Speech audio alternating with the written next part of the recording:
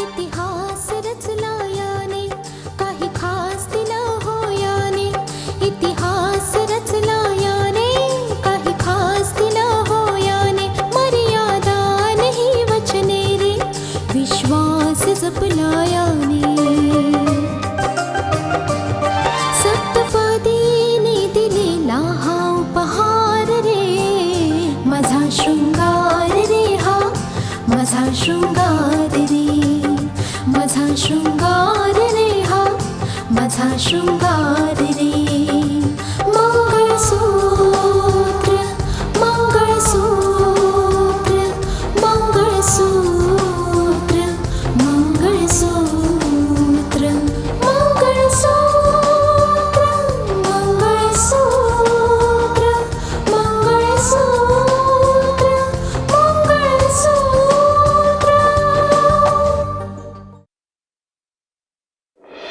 पप्पांच्या जिद्दीच्या पोटी मी दुसरं लग्न पण केलं, पण आत्या कोणी हा विचार नाही केला की दुसऱ्या लग्नानंतर मी किती आनंदी होते. मला हे सर्व मुळीच ऐकायचं नाही. जे सत्य माझ्या समोर आलंय त्याच सत्याच्या आधारावर मी हा रिपोर्ट बनवलाय की ह्या दंग्यांमध्ये आपले सध्याचे पती मानसचा हात आहे. मी हे जाणतो की जो मान सन्मान तुला राकेशच्या घरी मिळालाय तो कदाचित इथे नाही मिळाला. तुझं पाऊल या घरामध्ये पडलं आणि आम्ही विनाशाच्या दिशेने फेकलो. बर्बाद झालो आम्ही लोक. आता तू हे घर सोडून जातेस ना, जाऊ शकतेस तू. जा तू.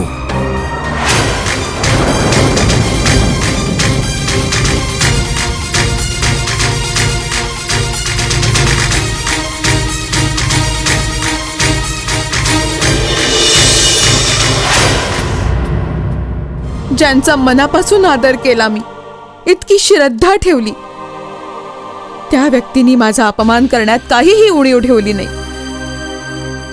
अशी वागणूक दिली मला जशी जशी वागणूक आपण एक दुश्मनालाही देणार नाही. हिम्मत सोडू नकोस बाळा. कशी हिम्मत धरू मी आत्या? तुटून गेले मी आतून. आता तर असं वाटतंय की याच्यापेक्षा अधिक कमनशिबी आणखीन काहीच असू शकत नाही आयुष्यात. आणि जर असंच आयुष्य असेल तर मला हेही नकोय. यापेक्षा तर तो मृत्यू चांगला आहे. हे काय बोलतेस तू बाळा? अगं, आयुष्यात चढ उतार तर येतच असतात बाळा. आयुष्य एक संघर्ष आहे. परिस्थिती जेव्हा चांगली नसते ना, तेव्हा आपले पण परके बनतात. दोस्त सुद्धा दुश्मन बनतात, पण त्यात त्यांचा काही दोष नसतो. बाळा, तू पाहशीलच, सगळं काही ठीक होऊन जाईल. परिस्थिती बदलेल एक दिवस बाळा. नाही बदलणार. नाही. हो, सगळं काही ठीक तर होईल, परिस्थिती बदलून पण जाईल. पण माझ्या पतीने माझ्यावर जे बदनामीचे शिंतोडे उडवले ते मी नाही विसरू शकत. आयुष्यभर नाही विसरू शकत. जेव्हा मानसचं घर सोडलं तेव्हा माझ्या डोक्यात हा विचार आला की मानसने असा विचार केलाच कसा? त्याच्या डोक्यात हा विचार आलाच कसा की मी असं काही करू शकेन? मला वाटतं की नक्कीच याच्या मागे कोणाचं तरी कारस्थान असू शकतं. आणि सर्वात पहिलं नाव माझ्या डोक्यात राकेशचं आलं. आणि म्हणूनच घर सोडल्यानंतर सरळ मी SDM साहेबांच्या घरी पोहोचले. तुम्ही इथे कशा? तो राकेश कुठे? मला त्याला भेटायचंय. का पण? आपल्या चेहऱ्याच्या हावभावांवरून असं वाटतंय की मामला गंभीर आहे. हो आहे. मला बदनाम करायचा प्रयत्न केला जातो आणि हीच गोष्ट मला राकेशला भेटून विचारायची आहे. मला असं वाटतंय की कुठे ना कुठे तो ह्या कटामध्ये सामील आहे. काय बडबडताय तुम्ही? मी तर जुन्या पुराण्या गोष्टींना असं समजून विसरून गेलो की जस्टिस आदित्य प्रताप सिंगने आपल्या पापांचं प्रायश्चित्त करून घेतलं. माझ्या मुलाचा खटला लढून त्याला कायद्यापासून वाचवून आणि त्याला माझ्यापर्यंत पोहोचवून. पण असं वाटतंय की माझ्या मुलाचं स्वातंत्र्य तुम्हाला रुचलेलं दिसत नाहीये. हे पहा, तुम्ही राकेशच्या बाबतीत फार मोठ्या गैरसमजाखाली आहात. पण आत्ता मला या बाबतीत काहीही बोलायचं नाहीये. सगळ्यात आधी मला राकेशला भेटायचंय, जाणून घ्यायचंय की माझ्या विरुद्ध कारस्थान कोण करतंय. हे कोणत्या कारस्थानाची गोष्ट करतात आपण? त्याच कारस्थानाची गोष्ट करते ज्यामुळे माझं कौटुंबिक जीवन तोडायचा प्रयत्न केला जातोय. हे पहा, मला राकेशला भेटायचंय, त्याच्याशी बोलायचंय, त्याच्याकडून जाणून घ्यायचंय की ती भेट जी माझ्या आणि त्याच्या दरम्यान झाली होती त्याचा व्हिडिओ कसा बनवला गेला. असो वा नसो, कुठल्या तरी प्रकारे तो ह्या प्रकरणात सामील असू शकतो. माझ्या मुलावर आरोप मुळीच करू नका. अजूनपर्यंत तो त्याच्या जुन्या जखमांना विसरू शकला नाही आणि तुम्ही तर त्याचं सुख समाधान हिरावून घेणार आहात. शेवटी तुम्हाला हवंय तरी काय? माझी केवळ इतकीच इच्छा आहे की एकदाच, फक्त एकदाच मला राकेशला भेटून द्या. मी रिक्वेस्ट करतेय, प्लीज. केवळ एकदाच मला राकेशला भेटू द्या. मी रिक्वेस्ट करतेय, प्लीज. सॉरी, मी राकेशशी बोलण्याची परवानगी तुम्हाला मुळीच देणार नाही आणि हेही होऊ देणार नाही की तुमची सावली कधी त्याच्यावर पडावी. एक वार तुमच्यामुळे मी माझा मुलगा गमावला होता आणि पुन्हा मला माझ्या मुलाला कोणत्याही किमतीवर गमवायचं नाहीये. शिवाय ना आता आपण कलेक्टर म्हणून मला ही गोष्ट करायला भाग पाडू शकतो किंवा ना तुमच्या ह्या नकली अश्रूंचा प्रभाव माझ्यावर पडू शकतो. मेहरबानी करून आपण इथून निघून जावं. जेव्हा जेव्हा तुमची अशुभ पावलं या घरामध्ये पडली आहेत, इथं संकटाचे डोंगर कोसळले. माझी इच्छा नाही की तुमची ही अशुभ पावलं पुन्हा एकदा या उंबरठ्यावर पडावी. आता आपण इथून निघून जावं.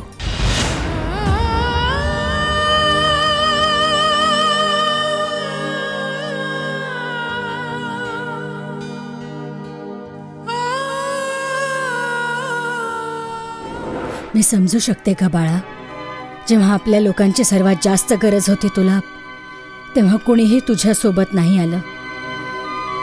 तुझ्या जखमांवर मलम लावायच्या ऐवजी सर्वांनी तुझ्या जखमांवर मीठ चोळलं. पण ह्यात माझी काय चूक होती? काय चुकलं होतं माझं? मी तर सगळ्यांच्या बाबतीत भलंच इच्छिलं होतं, इतकं की राकेशच्या बाबतीत पण मीच आधी विचार केला होता. त्याला निरपराध सिद्ध करण्यासाठी मी दिवस रात्र एक केला होता. त्याच्यामुळेच माझं घर तुटलं, माझा पती माझ्यावर शंका घेऊ लागला आणि त्याच्या बदल्यात मला काय मिळालं? फक्त आणि फक्त तिरस्कार. सगळ्यांच्या नजरेत तिरस्कार. अगं, अशा गोष्टी नको बोलूस बाळा. बाळा, पाहशीलच तू, योग्य वेळ येईल ना, सर्व काही ठीक होऊन जाईल. कदाचित तुझं म्हणणं बरोबर आहे आत्या. सध्या काळच रुसलाय माझ्यावर. आता पहा ना, SDM साहेबांच्या घरून बाहेर पडले आणि मी जे पाहिलं ते पाहून मी हैराणच झाले की मानस माझा पाठलाग करत करत तिथपर्यंत पोहोचलाय.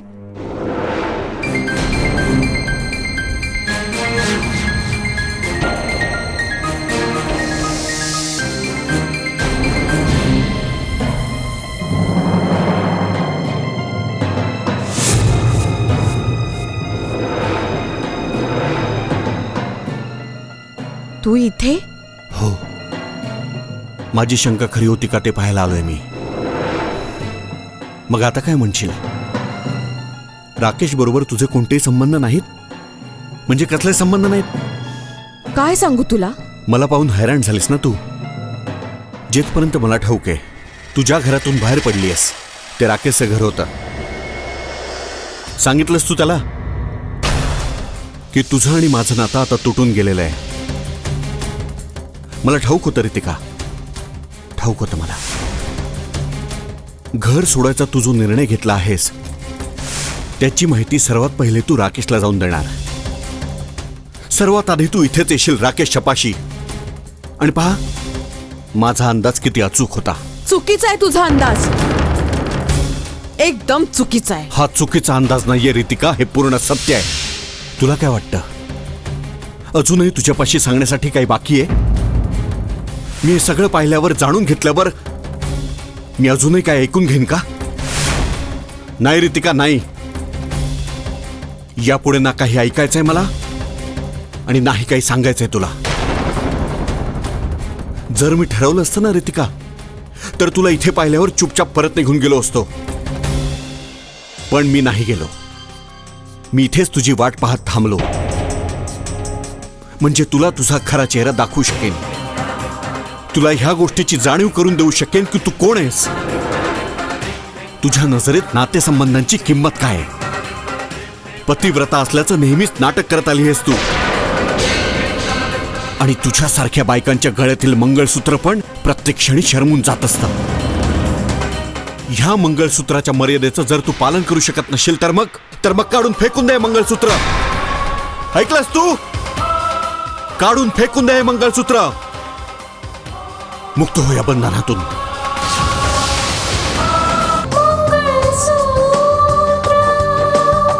मुक्त हो या बंधनातून.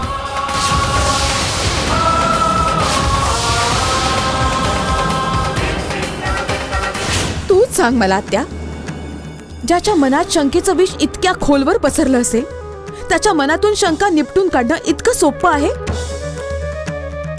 नाही आत्या, मुळीच नाही. आणि तसंही ज्या दिवशी मी मानसचं घर सोडलं ना, त्या दिवसापासून माझ्यासाठी सगळी नाती परकी होऊन गेली होती. सगळ्या आशा विखुरल्या गेल्या होत्या. सगळी नाती पारखी होऊन गेली होती. माझा कोणत्याही नात्यावर विश्वास राहिला नव्हता.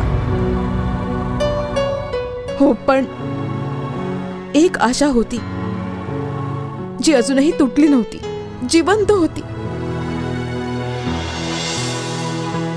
ती आशा होती आई वडिलांची आशा. दुनियेत माणूस विचार करतो की तुमच्यापाशी दुनिया आहे, नाहीये, काही फरक पडत नाही.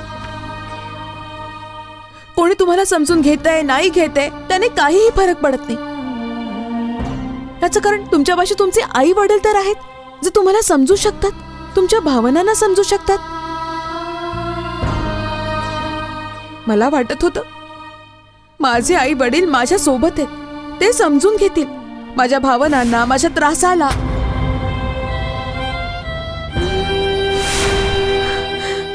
आता मी तुला एक प्रश्न विचारते. हा, ज्या मुलीला तिच्या सासरहून घालवून दिलंय, ती जर आपल्या माहेरी नाही गेली तर ती कुठे जाईल? ह्या दुनियेत तिने कोणाकडे जावं? सांग ना आत्या. हाच विचार करून मी या घरात पाऊल ठेवलं होतं की आई वडील आहेत, ऍटलिस्ट पप्पा आहेत, ते समजून घेतील मला, ते आधार देतील, म्हणतील की बेटा काळजी करू नकोस. जर दुनियेत तुला कोणी समजून घेत नाही तर काही हरकत नाही, मी आहे तुझ्या पाठीशी, हार नको माणूस. हाच सगळा विचार करून मी या घरात पाऊल ठेवलं होतं. पण काय झालं, अगदी उलट झालं. पप्पा तर माझ्याशी परक्यासारखे वागायला लागले.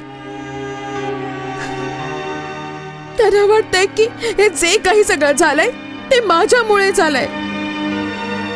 मला जबाबदार मानतायत, ते माझ्यावर आरोप करतायत, ते आपल्या मुलीवर, जिला त्यांनी समजून घ्यायला हवं तिच्यावरच आरोप करतायत. आत्या, मी मान्य करते, कदाचित माझ्याकडून पण बऱ्याच चुका झाल्या असतील, पण ही गोष्ट तर तू देखील मानतेस ना. एका क्षणासाठी जर मला थोडी देखील कल्पना असती की मी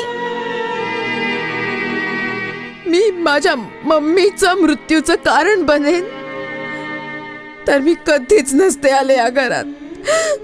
मी पाऊलही ठेवलं नसतं या घरात. मी खरं सांगतेय. फार प्रेम करायचे मी माझ्या मामावर. आज पण करतेय. फार प्रेम करतेय माझ्या मामावर. तिच्या मृत्यूचं कारण मी बने? कधीच नाही, कधीच नाही. तुला कल्पनाही येणार नाही आत्या, किती मोठं ओझ आहे माझ्या मनावर. ठाऊकच नाही कसं उतरवू. हे ओझ माझ्या मनावरून कशा प्रकारे उतरेल. प्रत्येक क्षणी हाच विचार करत असते की काय करू, काय केल्याने मी हे सगळं विसरू शकेन, काय करू, कोणत्या प्रकारे माफी मागू मी. नाही रितिका, वहिनीच्या मृत्यूचं कारण तू नाहीयेस. ते लोक आहेत ज्यांनी तुझ्यावर आरोप केले. खरंच भाऊने तुझ्या बरोबर असं वागायला नको होतं, तर कदाचित आज वहिनी आपल्या सोबत असते बाळा. ठाऊक नाही आत्या, काय योग्य आहे आणि काय चुकीचं आहे. मी जिवंत तर आहे पण जगत नाहीये. नेहमी प्रत्येक क्षणी मला हीच गोष्ट कुरतडते की मी कसं समजावू त्या लोकांना की माझी चूक नाहीये. मी काहीच केलं नाहीये. मी कसं समजावू सगळ्यांना. मी बस हाच विचार करत असते की जर मला एक संधी मिळाली असती, जर कोणी समजून घेईल माझं म्हणणं की मी कोणतीही चूक नाही केलीये. तुला काहीही करायची मुळीच गरज नाहीये. तुला काहीही करायची मुळीच गरज नाहीये. बाळा, सत्याला कधीही दबवलं नाही जाऊ शकत. सत्य एक दिवस स्वतःहूनच सर्वांच्या समोर येतं बघ. भाऊ पण ही गोष्ट मानतो. पाहशील असतो, मानस आणि त्याचे वडील पण एक दिवस ही गोष्ट नक्कीच मानतील, जरूर मानतील.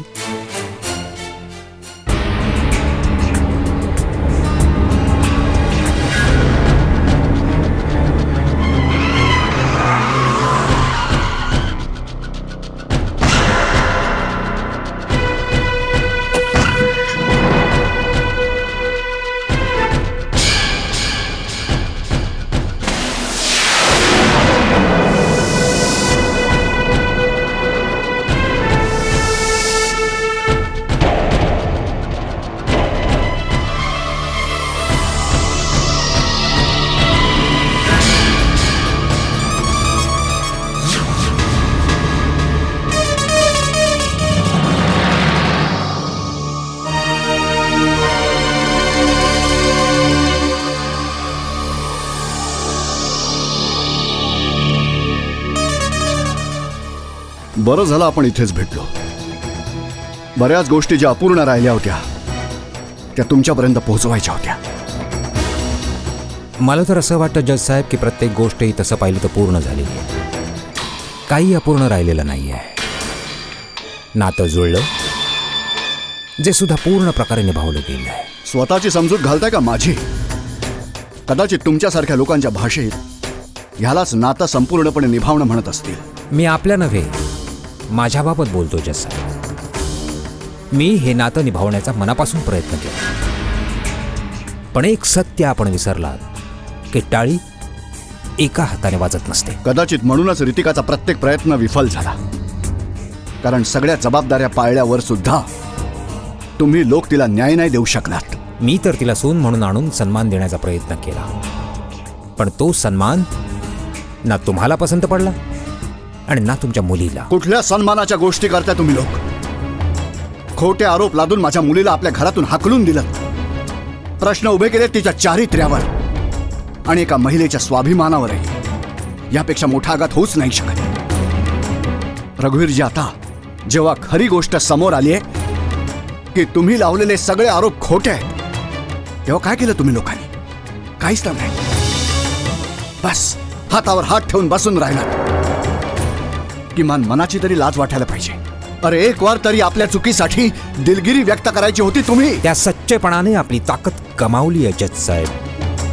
काही अर्थ नाही उरलाय त्या सच्चेपणामध्ये, कारण तुम्ही स्वतःच आपल्या हाताने आपल्या मुलीच्या आयुष्याला चूड लावली आहे. ते तमाम रस्ते बंद करून टाकले तुम्ही, जे रितिकाकडून निघून मानसपर्यंत येत होते. बकवास करताय तुम्ही. ह्या गोष्टीसाठी दोषी मला ठरवून स्वतःला आपल्या मनाच्या शांतीसाठी निरपराध नाही ठरवू शकत तुम्ही. जर ते सगळं सत्य समोर आल्यानंतर सुद्धा तुमची मुलगी तुमच्या घरात बसलेली आहे तर ते तुमच्यामुळे, तुमच्या अहंकारामुळे. अहो जजसाहेब, पती पत्नीच्या दरम्यानचे बिघडलेले संबंध सुधारू शकतात, सुरळीत होतात. परंतु तुम्ही मला जे म्हणाला होता आठवतं आपल्याला? तुमचे ते शब्द आज सुद्धा माझ्या मनात बाणासारखे बोचतायत. तुमच्या त्याच शब्दाने तुमच्या मुलीला एका भोवऱ्यामध्ये नेऊन लोटून दिलाय. आज आपल्याला या गोष्टीची जाणीव नाहीये, पण एक दिवस जरूर जाणीव होईल की आज तुमच्या मुलीला ह्या अवस्थेमध्ये ढकलण्यास जबाबदार तुम्ही आहात, केवळ तुम्ही. आणि तुमचा तो अहंकार. आता तुम्ही मलाच या गोष्टीसाठी जबाबदार ठरवताय. शाबास. एक गोष्ट चांगल्या प्रकारे समजून घ्या. मी तुम्हाला आणि तुमचा मुलगा मानस याला या गोष्टीची जाणीव नक्कीच करून देईन की एका महिलेच्या चारित्र्यावर लांछन लादण्याचा अर्थ काय असतो. एक दिवस येईल जेव्हा तुम्ही माझ्या घरी याल, रितिकाला आपल्या घरी घेऊन जाण्यासाठी. येईल तो दिवस. विसरून जा जजसाहेब, विसरून जा. माझ्या जिवंतपणी रितिका माझ्या घरात पाऊल नाही ठेवू शकणार, कधीही नाही.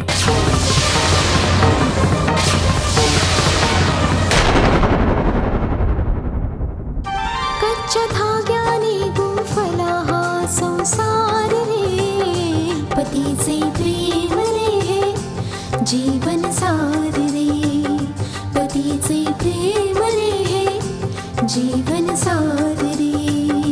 मंगळसूत्र मंगळसूत्र मंगळसूत्र मंगळसूत्र.